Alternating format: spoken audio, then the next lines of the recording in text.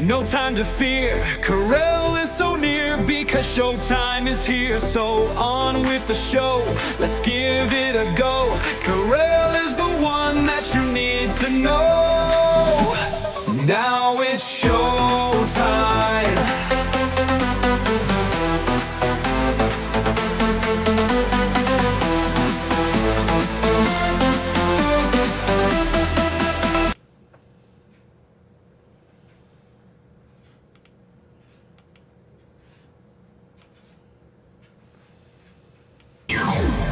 Showtime is here, no time to fear. Karel is so near because showtime is here. So on with the show, let's give it a go. Karel is the one that you need to know. Now it's showtime.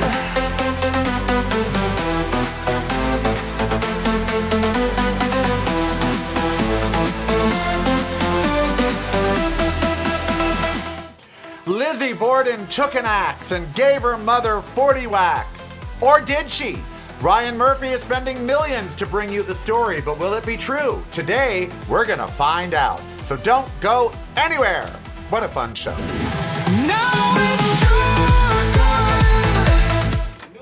It is the Karel Show. I am Karel. So very glad you are joining me. Today we're going to be talking about one of the most famous murder cases of all time.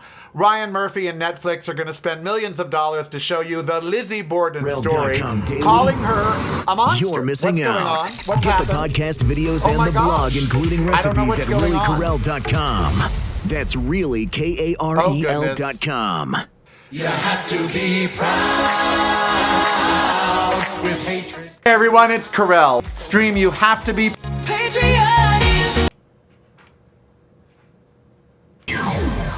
Showtime is here, no time to fear. Karel is so near because showtime is here. So on with the show, let's give it a go. Karel is the one that you need to know. Now it's showtime.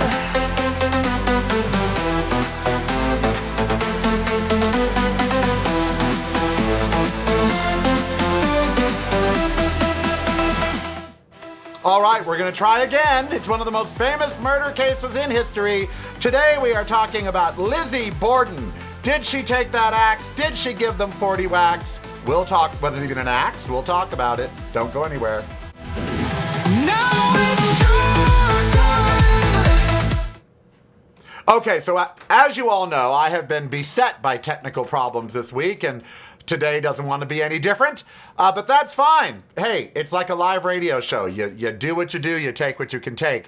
Ryan Murphy and Netflix are going to be spending a lot of money to make sure that you watch the monster Lizzie Borden story. But was she a monster? Did she do it? Did she not? Or was she a victim? Could she have been a victim of incest or foul play? Could the murder have been to get rid of a philandering father? Oh my goodness, we are going to find out today, and that's very, very exciting. We have Rick McIntyre from the Lizzie Borden house, who is going to be here with us for most of the show. And I need your indulgence for the next couple weeks on the show. I'm going to be booking guests and spending a large portion of the show with those guests. And while the topics will be plucked from the news, they're not going to be political, meaning Donald Trump, Donald Trump, Donald Trump. You know, I can't anymore. Yesterday our topic was when. When are we going to end this national nightmare? And the answer to that is when we end it. When we actually move away from it. Look, I think he's having an affair. I think this Natalie woman is someone that he's either sleeping with or having an emotional affair with. I think any other president would have been taken to task for it. You know, I don't really think that any other president would have been given a pass like this. But this guy has broken all the rules. I am more concerned about our lives. You know, our lives. And how are we living them? What are we doing then? Are we happy? And I think one of the ways for us to be a little happier is not spend all hour, every day that I'm on the air bitching about Donald Trump. That does seem deranged. That does seem to have a little Trump derangement. You know, he's driven me mad. So I've got tomorrow, This Gay Week with Scott. On Monday, we're going to talk about the era of the influencer, because influencers are huge business, billion-dollar businesses, and they directly influence some of the products you see and buy. But most of you don't even know an influencer or know what one is, let alone about the era of an influencer being over or not. So we are going to talk about that as well. So we've got a lot to talk about, and other than Donald Trump. The war is raging. He has not bombed any of our allies yet, thank our lucky stars. But, you know, our prices are soaring. It's a mess right. America is a mess right now. It really is. And so what I like to do is some other stories. Netflix is spending about $30 million to bring you the Lizzie Borden story by Ryan Murphy, but I don't think it's going to be accurate. In fact, I think Ryan Murphy is going to try to paint her out as a lesbian who had an affair and then tried to cover it up. That did not happen. So we're going to talk with someone today from the Lizzie Borden house in Fall River to talk about the facts, what we know, and some of the things that you don't know or you didn't understand or didn't even know about the story. And if you don't know anything about the story, then you're going to learn a lot about it. And like I said, tomorrow is This Gay Week with Scott Jacobson. Next week, we're going to talk about the documentary Big Chicken. We're also going to talk about the era of the influencer. And these guests are already lined up and already booked. So that's fabulous. In the meantime, as I said, yes, Lizzie story time it is. In the meantime, I'm going to try to stick to what I said. You know, I can't change what's going on in Washington, D.C. There were some upsets yesterday. More Democratic Socialists are winning, including in Florida. I don't like that they're calling themselves that, because Democratic socialism is very radical. They want to get rid of the borders. They want to get rid of police. They want to get rid of the Senate and the Congress and all that. I don't want to totally remake America as a socialist nation. Okay? But I do like a lot of the tenets of socialism, socialist programs. So I think we need to stop being a corporate country, go back to being capitalist with a strong socialist sensibility. So democratic socialists, no. But capitalist socialist, yes. Using capitalism for good. Using money raised through taxes and the like for good. That's what I think we should be doing. All right, when we come back, we're going to talk to Mr. McIntyre from the Lizzie Borden house. That's going to be very, very, very, very, very exciting. So don't go anywhere. Karel.com daily. You're missing out. Get the podcast, videos, and the blog, including recipes at reallykarel.com.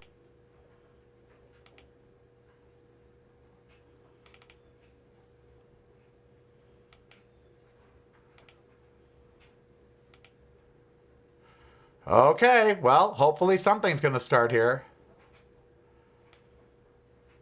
Karel.com daily. You're missing out. Get the podcast, videos, and the blog, including recipes at reallykarel.com. That's really Karel.com. You have to be proud with hatred. Hey everyone, it's Karel. Stream You Have to Be Proud wherever you get your music, and let it fill you with the pride it filled me in doing it. To be strong. Showtime is here, no time to fear. Karel is so near because showtime is here. So on with the show, let's give it a go. Karel is the one that you need to know. Alrighty, you all know how I love my murder, death, kill shows. I watch them by the dozens, including forensic shows. And one of the shows that I watched, a few months back, was a forensic anthropologist examining the Lizzie Borden case. And I've always been fascinated with it. My mom was born in North Adams, Massachusetts, and in Massachusetts, Lizzie is very famous because, of course, this occurred there. And I have always wanted two things. One, to stay in the house because I'm just that kind of creepy.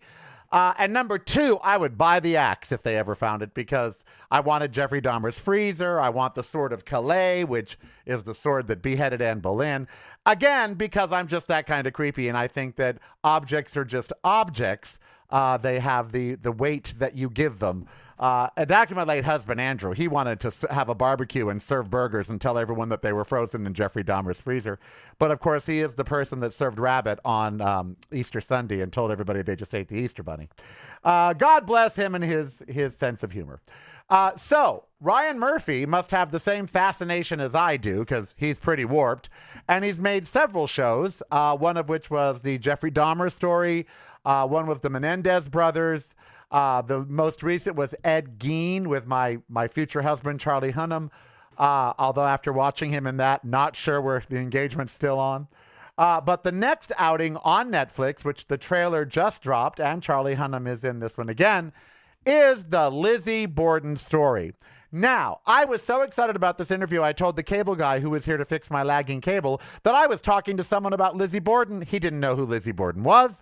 And today at lunch at the Pan-Asian restaurant where I go for Sri Lankan food, the gentleman across from me, who was like 40, didn't know who Lizzie Borden was, and I thought, that's just criminal. That is criminal right there. And, of course, everyone will know once again once the TV show airs on Netflix because I'm sure it will do very well. Well, we are so lucky today. Rick McIntyre is a longtime Borden history expert who has spent half a decade at the Lizzie Borden house, sharing the history of the Borden family, the events of August 1892, which is when all this occurred, and the enduring questions that surround the case.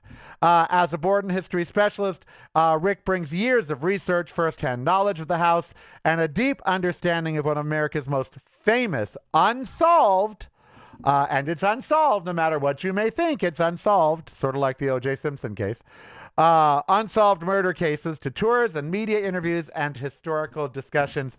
And he is here with us now. Welcome, Rick, to the show. How are you doing? Oh, thank you so much. I'm doing well. Great. Listen, I bet you all are thrilled. First of all, it's going to be good for business. The Netflix special or the Netflix series coming up. That Ryan Murphy is doing, big name producer. Mm-hmm. Let me ask you this before we get into the particulars of Lizzie about the show. Did they contact you guys and do any research, or did they film it at the house or anything like that? Not at all, as far as as far as I understand. Well, that kind of. Then when they were approached by somebody who is working on a musical right now, he said, "Look. I know the people at the Lizzie Borden house. I've got connections at the Historical Society. Why don't I introduce you to these people?" And apparently the people from the Brian Murphy production said, "Oh, that's okay. The script's already done." Well, heaven forbid they should try to be historically accurate. It is Hollywood after all. Well, we expect it will be a lot like the Christina Ricci movie, which, greatly entertaining, brings a lot of attention to the Lizzie Borden story, and people will then want to come to the house to see where it happened. Well, I loved the Christina Ricci, but I'm old enough to go back to the Elizabeth Montgomery movie. That is, which I mean, it was Bewitched, everyone's favorite witch, and suddenly she's Lizzie Borden. She wanted to do more dramatic roles after the years of sitcom life, and she picked one that I guess made quite a bit of trouble between her and her father. Oh, really? Who couldn't believe she was going to play, a murderess. A murderess. Oh, heaven forbid. And that's the thing about Lizzie Borden. Like you said, the case was unsolved because it was finally acquitted. Closed as a cold, unsolved crime. She was acquitted legally. Right. Culturally and well, it's like I societally. referenced O.J. Simpson. The court found him not guilty. We all have our opinion. I know he did it. He admitted it later on, and before he died, he admitted it. Or if he's not, there are some. Is he dead? Is O.J. Simpson dead? I don't even remember. I can't even remember if he's dead or not. His career is. Well, yeah, his career's over. So, well, let's start in 1892. Okay. I every day, to make sure that my friends know that I'm not dead, I send out a little meme. And ever since AI, I've been doing this day in history. And all of my friends love it because they're like, oh, I didn't know that happened today. And it's me and my little dog, Ember, and we are either involved in or watching history. And just like 8 or 10 days ago now, it was the anniversary of the bodies being found, at the Correct. Lizzie Borden house. So this happened in August of 1892. So let's talk about that. It was an August day. How did the bodies get found? Because my understanding was Lizzie was the only one at the house, I think. So was she the one that Lizzie and reported the maid. crime, or who reported it? How Yeah. did they get found? Well, here's how it happened. She claimed to have come back from a trip out to the barn to discover Andrew's body. That's the dad. Police are summoned. Yeah, the police are summoned.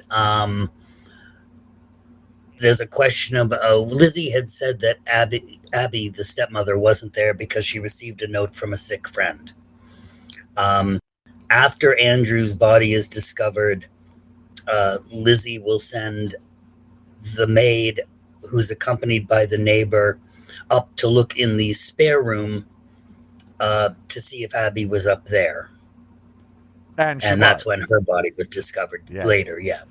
By the way, there's a vicious rumor that she was having an affair with the maid and that she did this to cover up a gay affair. There is nothing that substantiates that particular rumor. No, and there's other rumors about Lizzie later in life that again are all speculation. Yeah. I mean, there's not even the coded letters of, say, Emily Dickinson to Right. Yeah, I didn't like to that. say As a gay man, I didn't like that rumor. I thought, wait a minute, there's been nothing that, No, and leads down that path. one musical said that it was her friend Alice Russell instead. So you know. they find the bodies, and do they immediately arrest Lizzie for the crime? Like immediately? No, but she says some things on the day of the murder that are very strange to police. She is asked where she was at 9:30 when Abby was killed upstairs. This is approximate time, mind Right. you. But Lizzie said she was in the dining room on the first floor ironing handkerchiefs, but didn't hear anything on the second floor, like Abby's body crashing to the ground. Also, Well, later see, that that is a little morning, suspicious to me. But not, see, I just Yeah.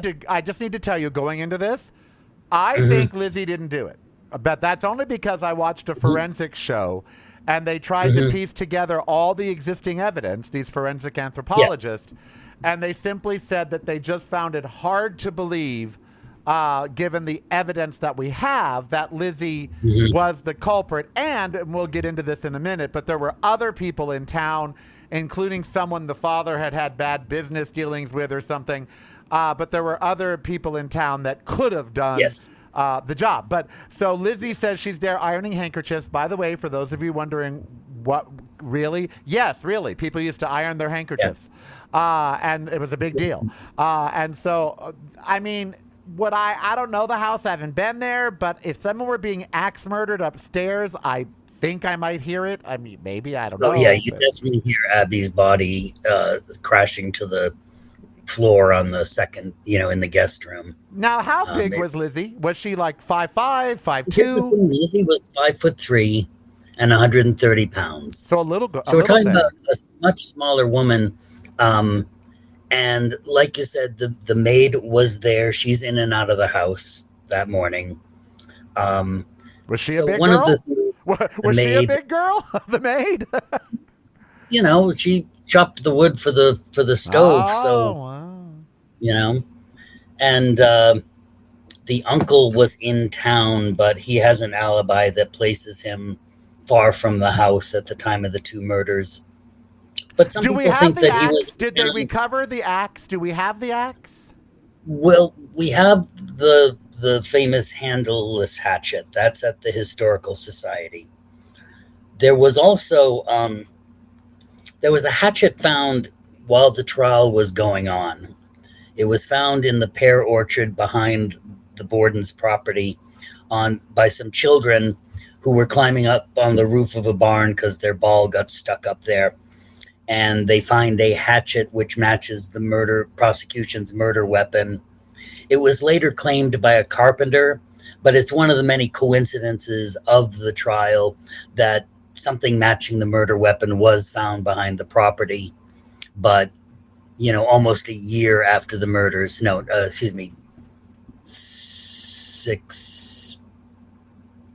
8 months after the murders. And then suddenly the hatchet turns up. Rick McIntyre is my Right. guest. He works at the Borden House, which is in, is it Fall River, I believe? Yes, Fall Yes. River, Mass. I'm remembering that because of my mom. My mom was born in North Adams, and she would always talk about Fall River and Worcester and all these other places in Massachusetts. Yep. So, Lizzie, the murders happen.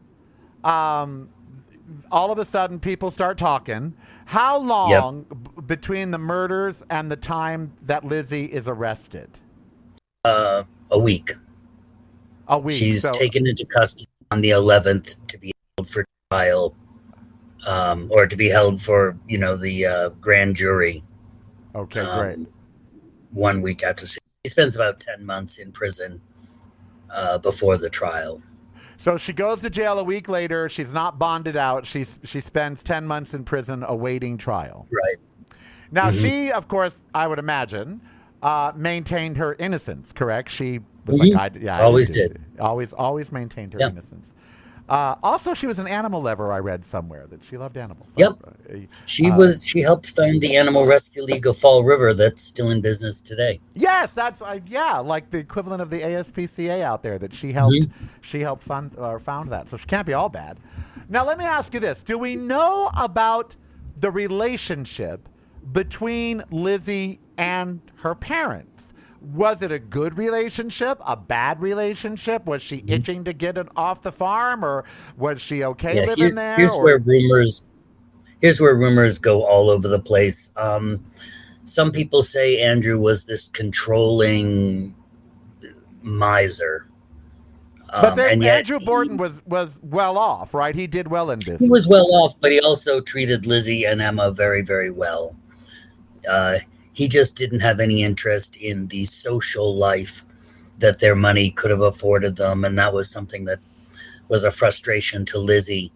The issue more is about the stepmother, who people who know Lizzie say they heard her say things about Abby. She's a mean old thing, and So Abby good was for her nothing. stepmom. Abby was not her biological mom.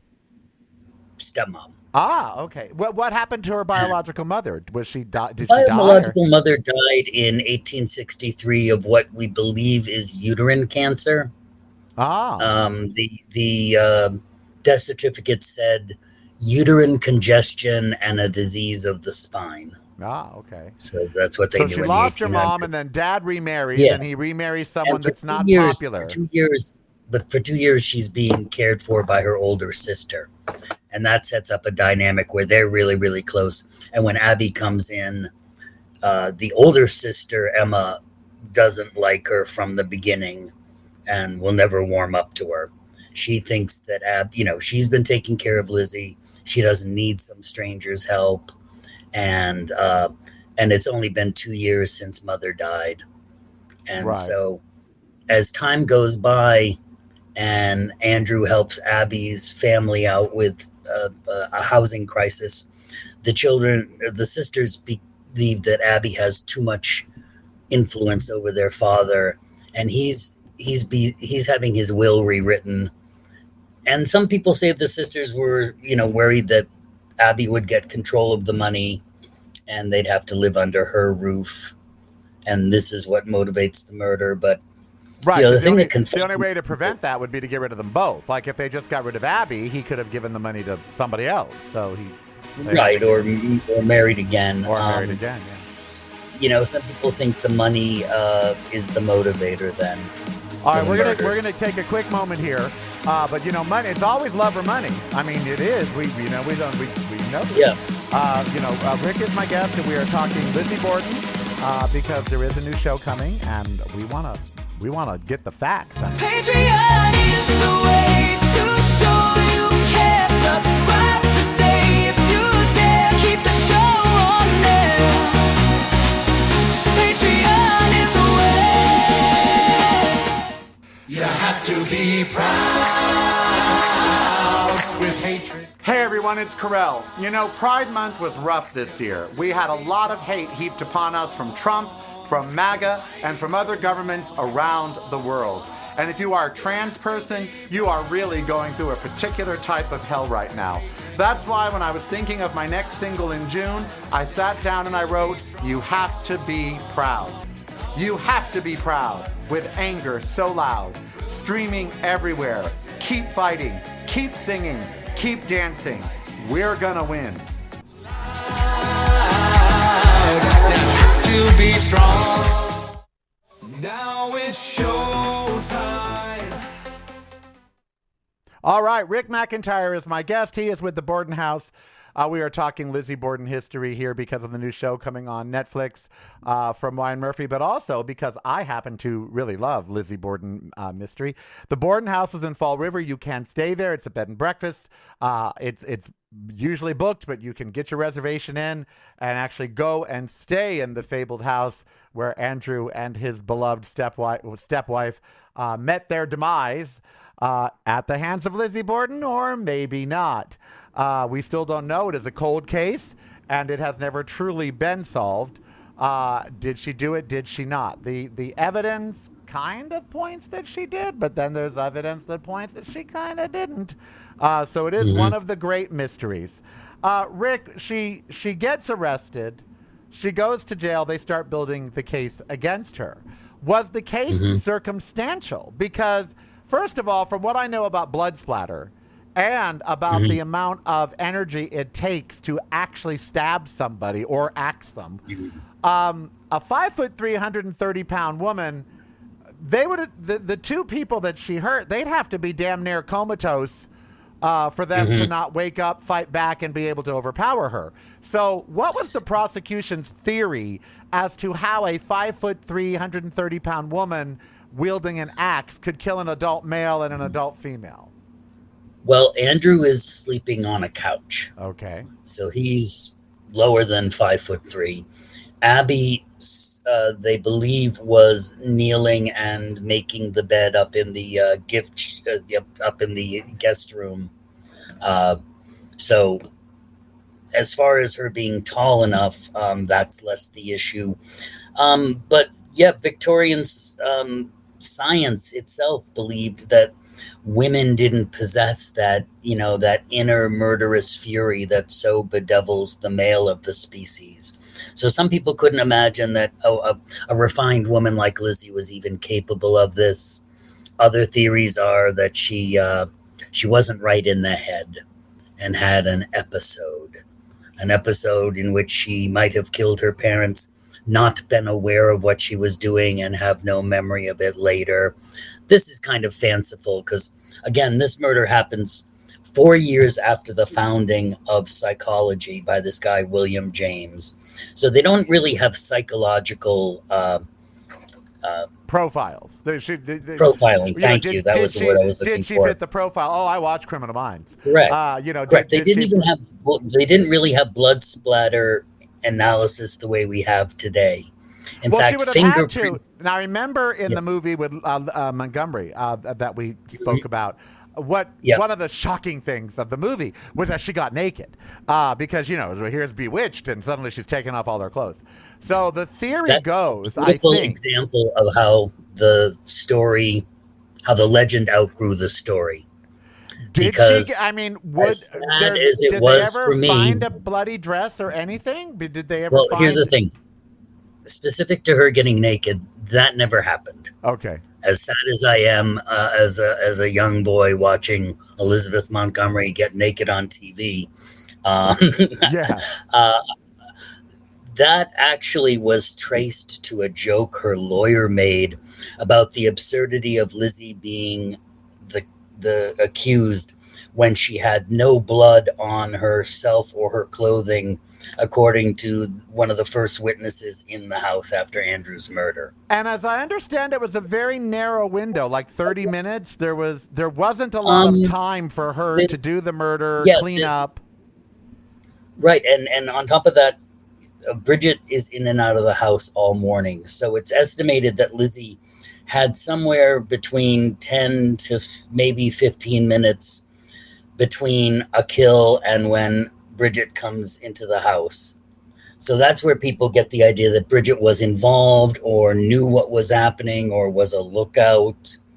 And one movie posits that Andrew kept visiting Bridget's room at night, and that would be why she might want to kill him. And again, the same movie Lizzie and Lizzie and Bridget are discovered together, and there's that whole subplot. Again, these are things that seem to have grown around the historical story, Right. as there's no evidence of Lizzie liking women over men.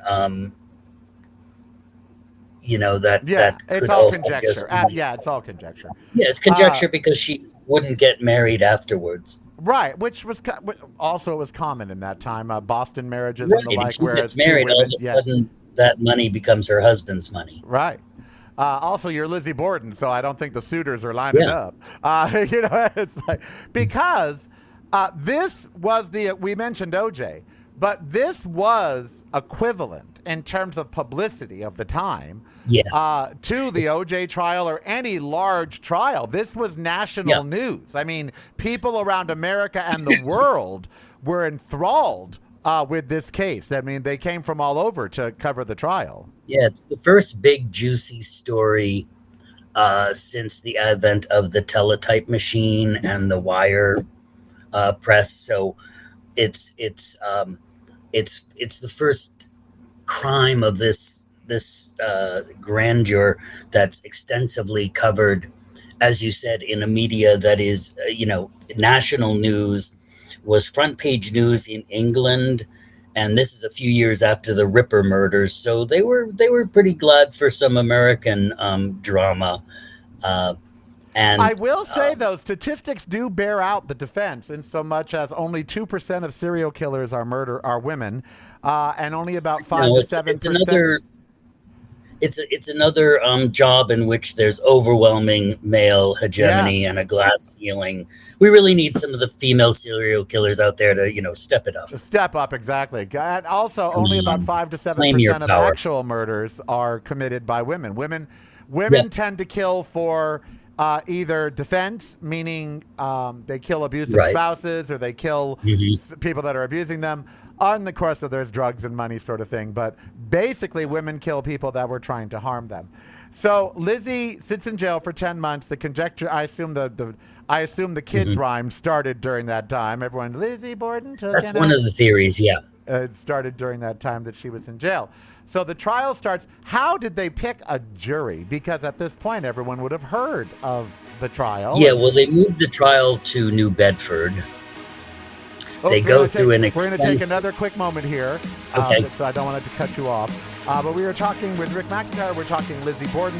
When we come back, we'll find out about the makeup of the trial and why they acquitted her and what happened to her afterwards. Did she just fade away? We'll talk about all of that when we return. Don't go anywhere. I am Karel, and it is The Karel Show. It's broadcasting from a completely different point of view. Yours. Listen daily to the Karel Cast on your favorite streaming service.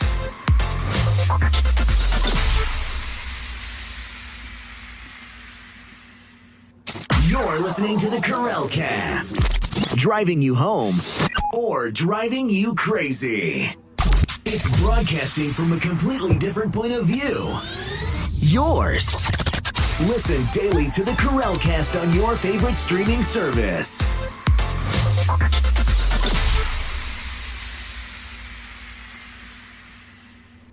You're listening to the Karel Cast.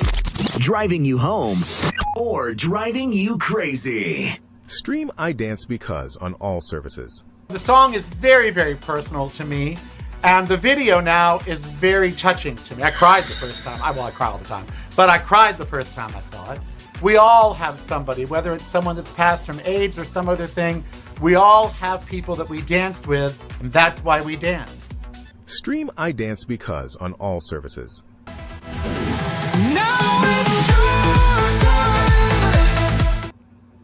All right, there is inclement weather here in Vegas. For those of you that listen to the show, that means you know that Miss Ember is not next to me, so that's freaking me out. For 10 and a half years, my service dog has been next to me on every show that I've ever done in any studio anywhere.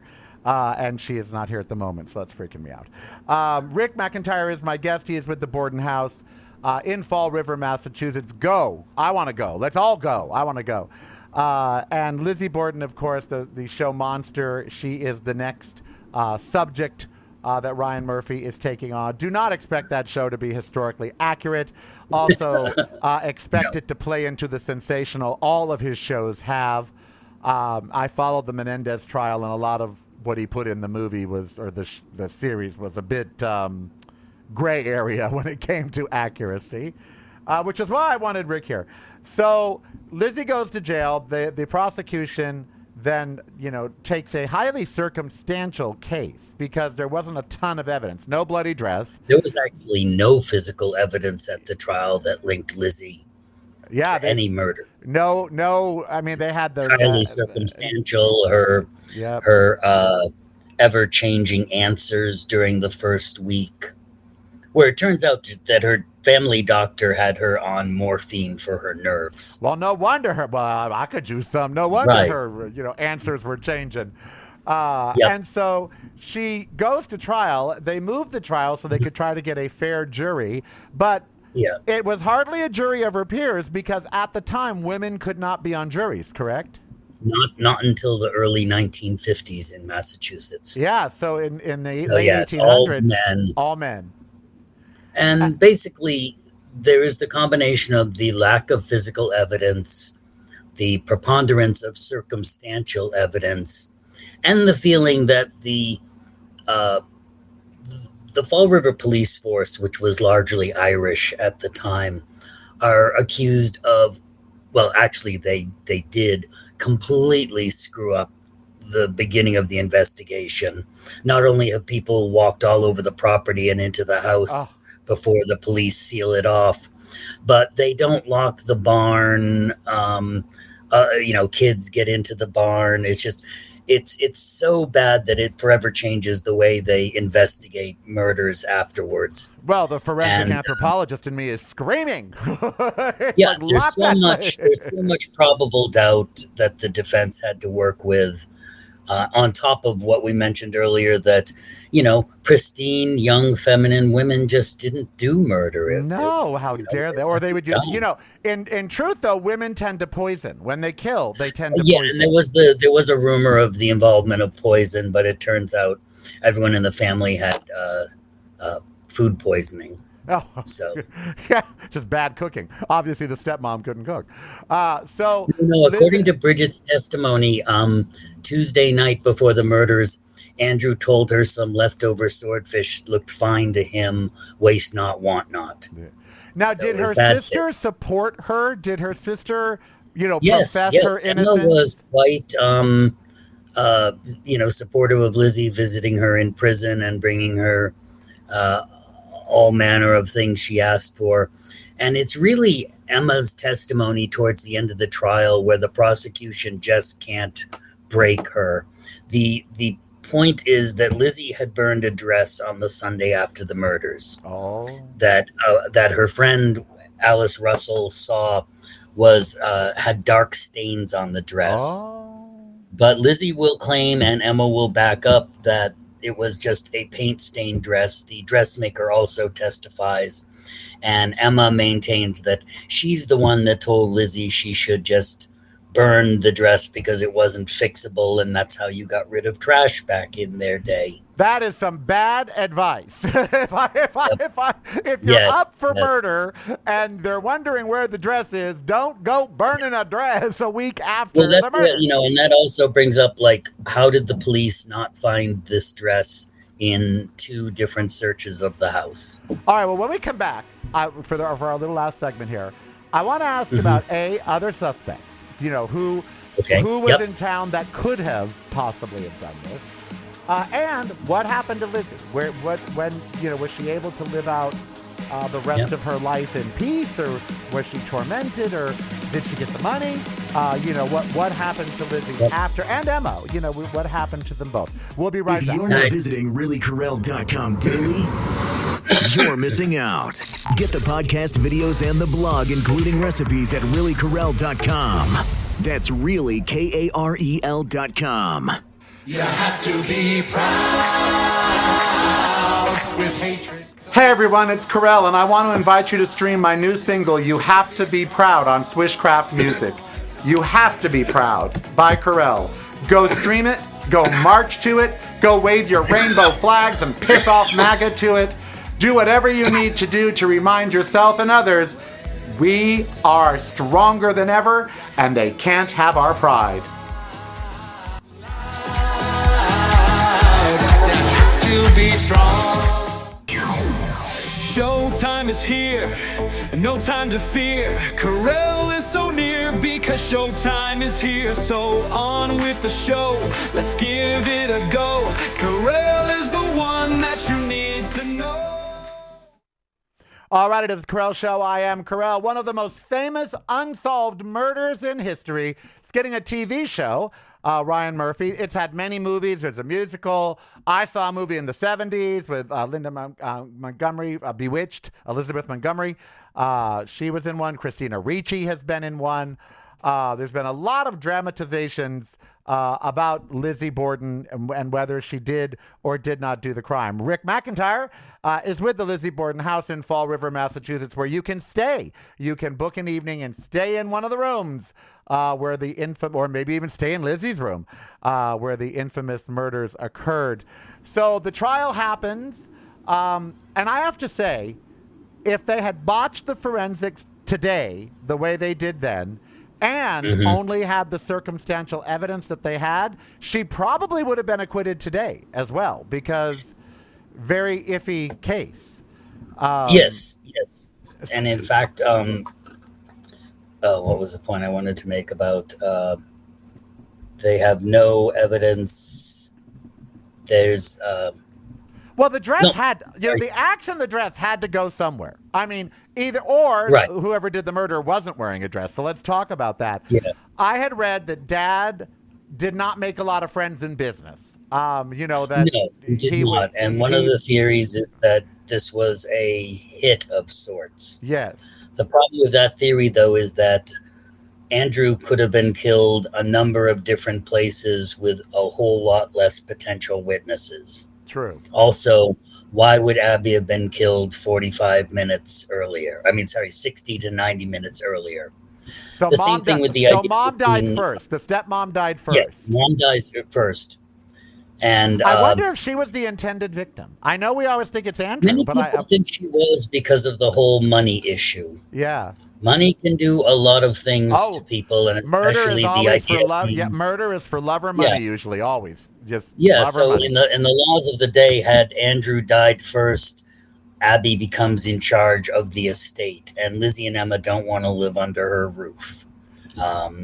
There's also some question about, again, was Andrew changing his will to benefit Abby more than the sisters?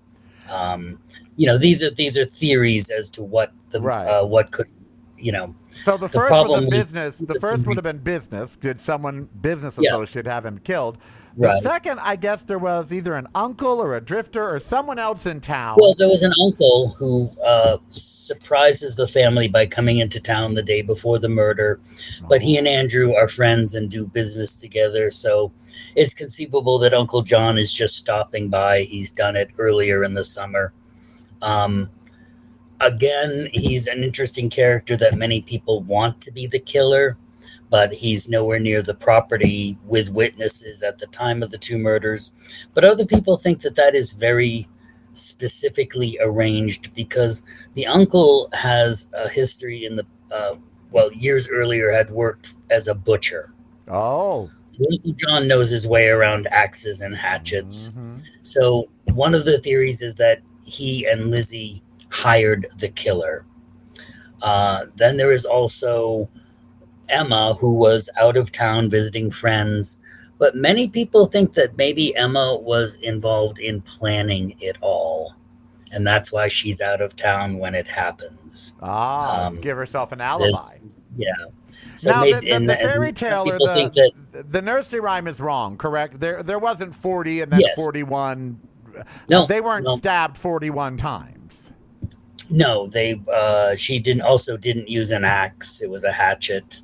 Do you know there's actually a second verse to that poem? No. It's not well known. It goes, Andrew Borden now is dead. Lizzie hit him in the head. Up in heaven he will sing. From the gallows she will swing. But she So didn't. the poem is full of inaccuracies. So how many times were they? Do we know? Like how many times To were they 11 actually for hatcheted? Andrew. Yeah. With Andrew, it was 10 to 11, and with Abby, 17 to 19. Well, I got to tell you, I know enough about murders. Everyone knows that watches my show knows that I watch all the TV shows. That's a crime of passion. In other words, somebody was upset at those. Really? First of all, stabbing is a very personal way to kill somebody.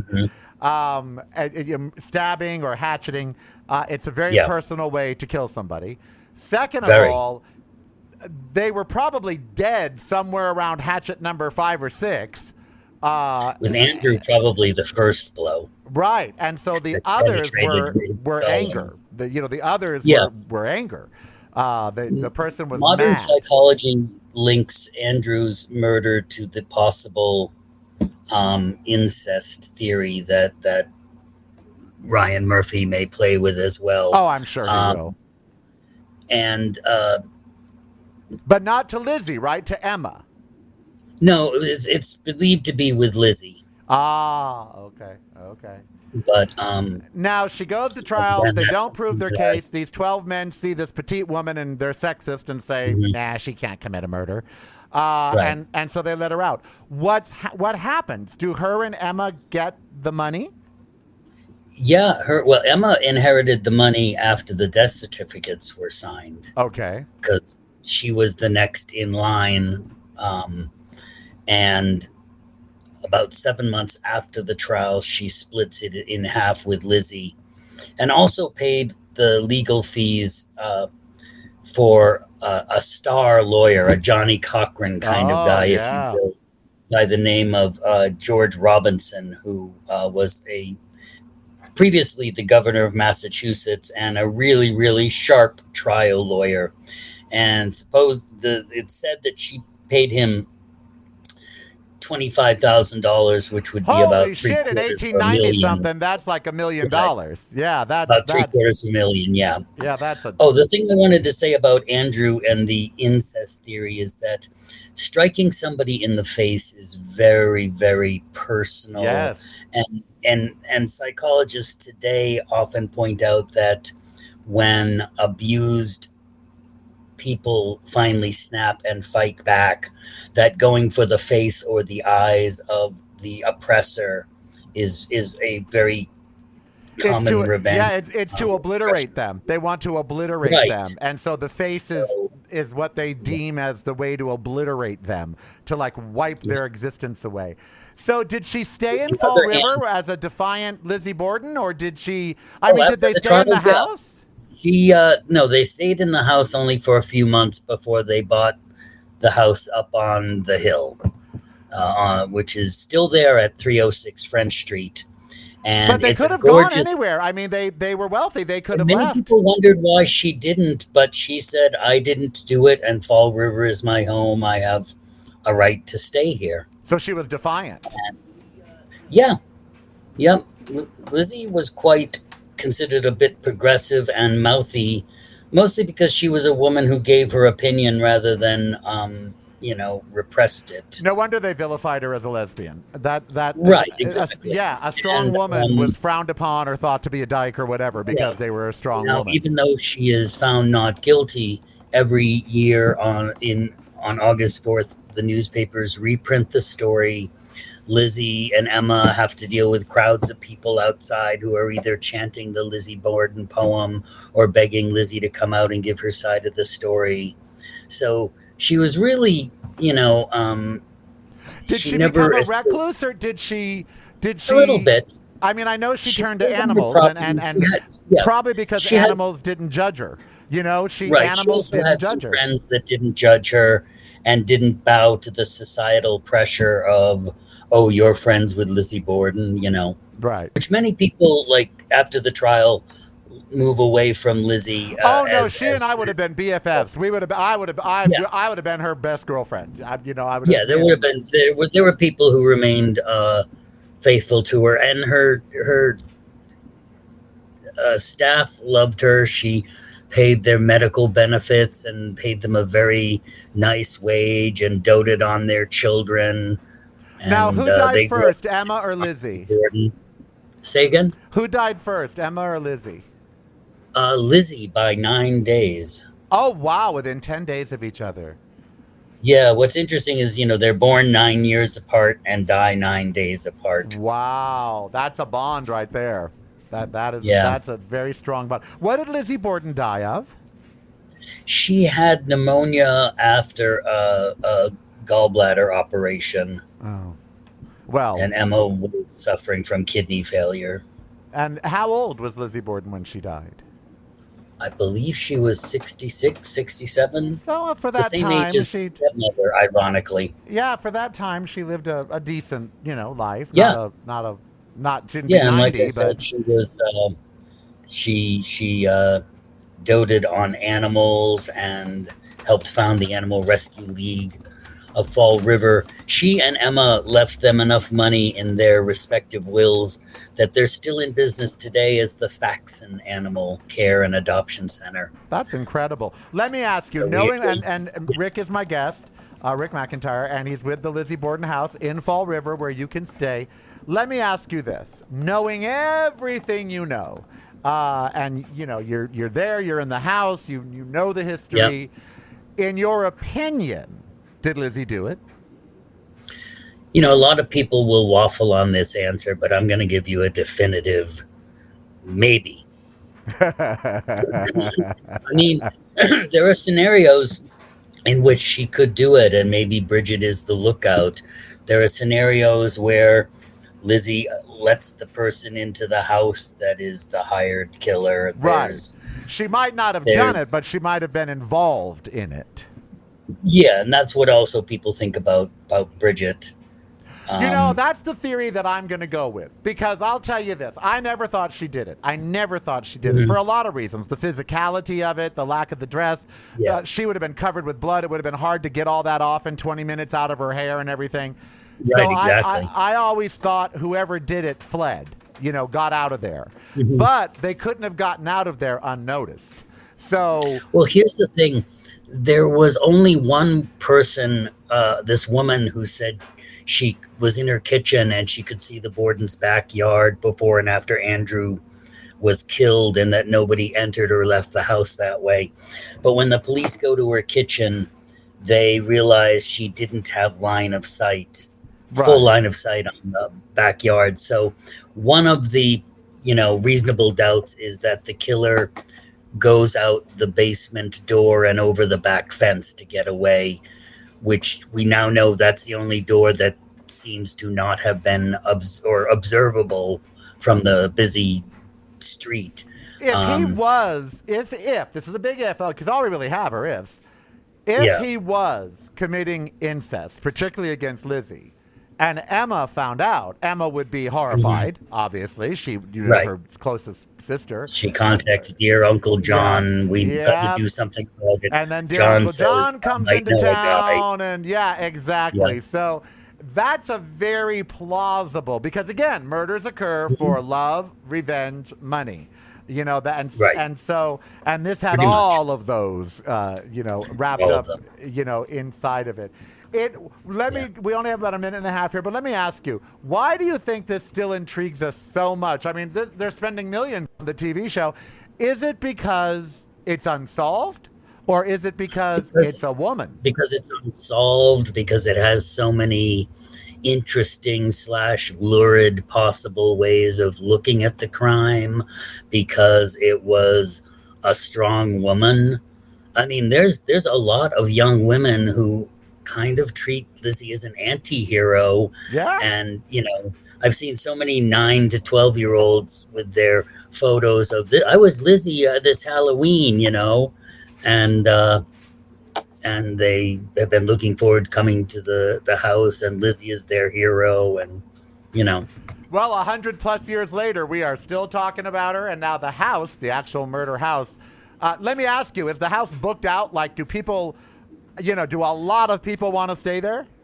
It gets busy between the anniversary and Halloween, but there are still nights where there might be a room available. So, if you go to the website, lizzie-borden.com, you can find out about room availability, the different tours and events that we I'm coming. And when I'm coming, offer. Rick, we have to get together and talk more because I just love the case. Absolutely. And I love the mystery around it. And I still don't think she did it. She might have planned it, might have been involved, but I don't think she did it. All right, Rick McIntyre has been my guest. He is the longtime history expert at the Borden House. Thank you so much for joining. By the way, I know we only have 10 seconds, but don't cringe when you watch the show because you know it's Hollywood and they're not going to get it right. We always treat it as alternate universes. Exactly, that's what it's going to be. I am Karel. We will finish up right after this. Patreon is the way to show you care. Subscribe today if you dare. Keep the show on there.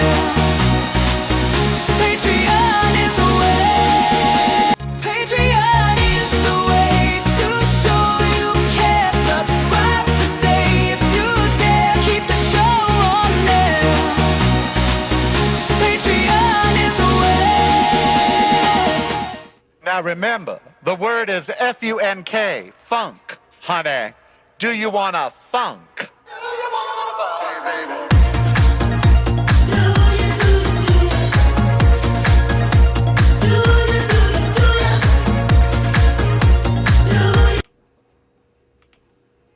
All right, we are back.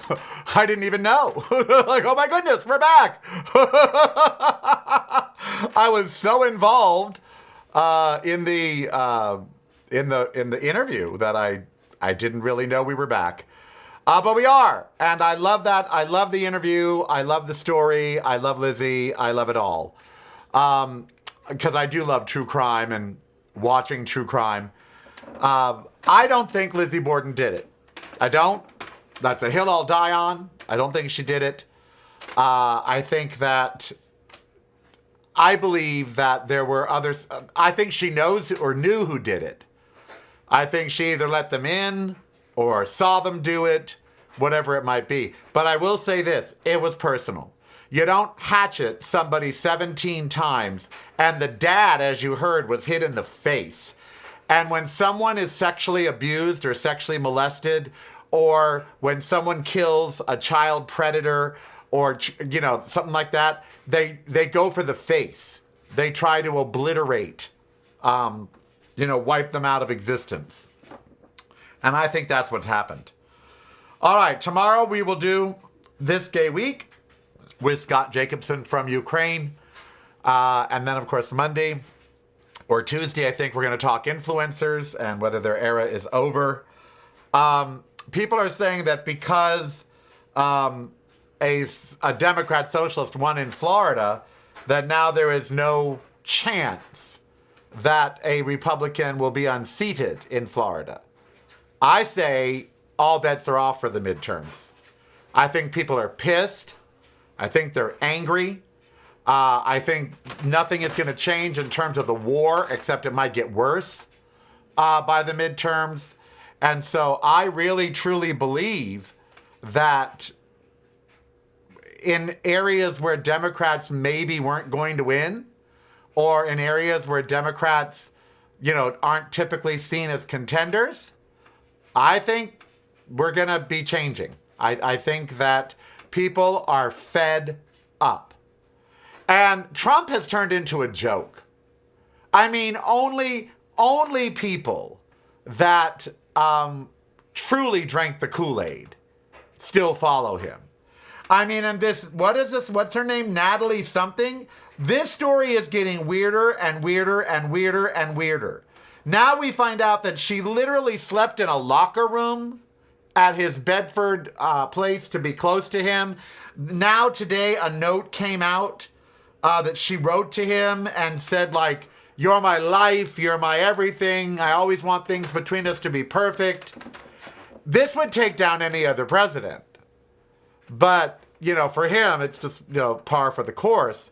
But this woman is strange. And she has the ear of the president. She's traveling with him. And she is bizarre. She got into the trunk of an SUV to be near him and to be at his trial. I mean, she's touched by an angel, people. She is not right in the head. Of course, how could you be? You know, you worship this guy. She carries a printer. Did you hear this story? So she printed out a story that said prescription drug prices are at an all-time low. She gives it to Donald Trump. He goes in front of the media, holds it up. Look what I've done. Prescription prices are fabulous. I told you this would happen. She never read the story. In the story, it says that it's because of Joe Biden and what Joe Biden did in 2022. That's the reason prescription drug prices are at an all-time low. Not anything Donald Trump has done, but something that Joe Biden did. This, you know, we're talking about Lizzie Borden and weird situations and the like. At least Lizzie loved animals and spent the rest of her life denying she killed her family, not cowering away, living in Fall River in a big house on the hill.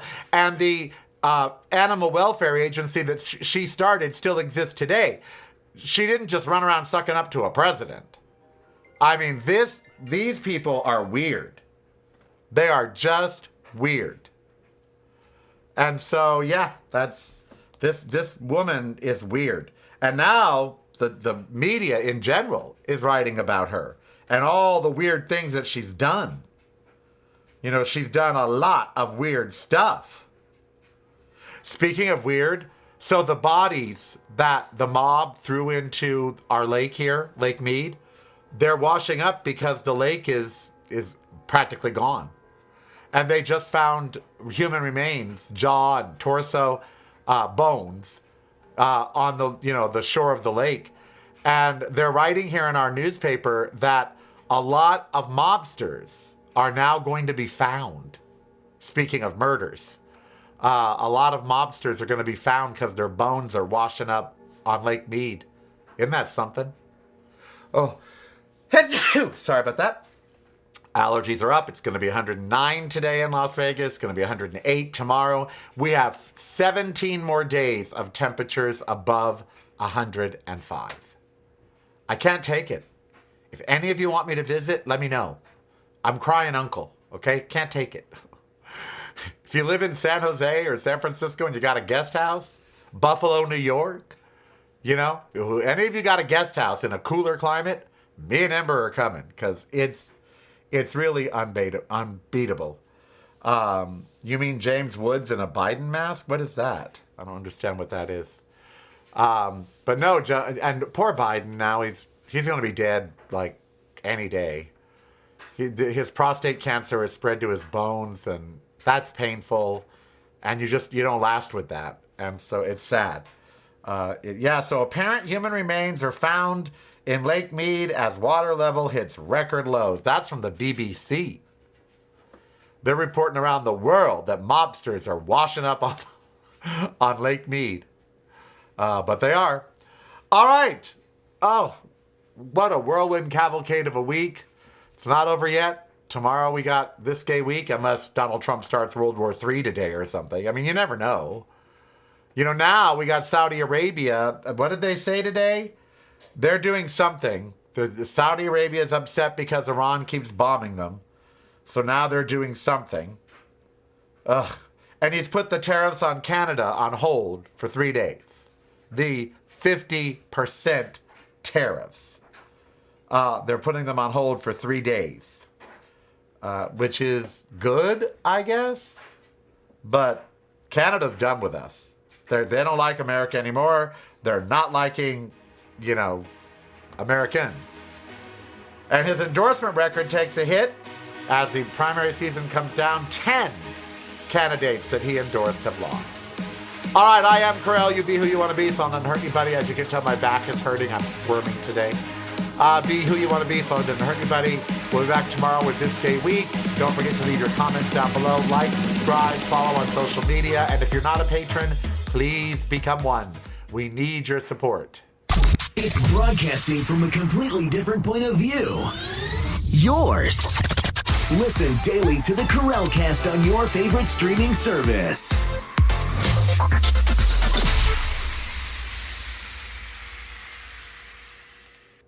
You're listening to the Karel Cast. Driving you home or driving you crazy. It's broadcasting from a completely different point of view. yours. Listen daily to the Karel Cast on your favorite stream. Showtime is